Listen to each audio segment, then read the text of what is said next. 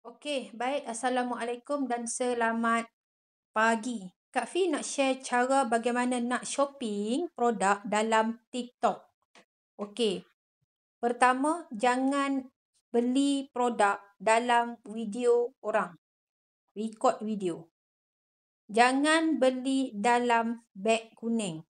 Dan jangan beli waktu flash sale. Apa yang kita nak cari adalah yang bentuk gambar sahaja.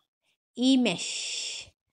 Contoh dekat atas ni kita boleh tekan sahaja produk-produk yang kita nak shopping dekat button search. Selepas itu, contoh katakan Kak Fi nak beli kasut. Yang ni. Jadi kita nak tengok adakah seller tersebut bagi kita cashback kalau kita beli kasut ni. Caranya, kita mesti scan menggunakan MOVA. Cara dia adalah kita tengok dekat atas sekali tu ada anak panah yang duduk dekat tepi troli yang tulis 65 tu, maka you all tekan sahaja anak panah button share di atas. Setelah itu, terus tekan copy link dekat bawah ni. Sudut kiri bawah, copy link. Tekan perkataan copy link. Okey.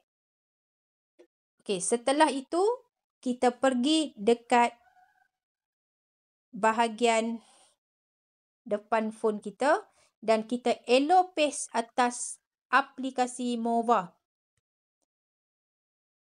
Okey, jadi kasut ni, alright, akan mendapat anggaran cashback RM30.74.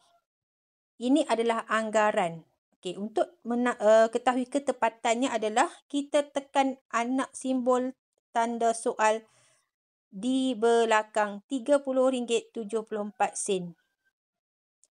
Okey, rate cashback yang diberikan seller kepada kita adalah 5.6%. Okey, 5.6% darab dengan harga kasut tersebut. Maka kita terus boleh beli di TikTok. Jangan sesekali pergi di TikTok, beli di sana. Beli dalam sistem tersebut. Okey, sistem yang diarahkan. Beli di TikTok. Okey, buat pembelian terus di sini. Beli di TikTok. Jadi sistem ni akan arahkan kita terus buat belian di TikTok dengan kita menekan button buy now. Dan kita boleh pilih macam biasa dan kita tekan buy now. Dan kita buat pembayaran seperti biasa dan tuntut segala apa yang dapat dekat sini. Kemudian kita place order dan bayar seperti biasa. Selepas bayar sahaja, kita pergi dekat screen phone kita, kita semak cashback. Okey, dekat sini nanti kita tekan semak record activity. Okey, kasut yang kita nak beli tu dah ada dalam paparan di atas.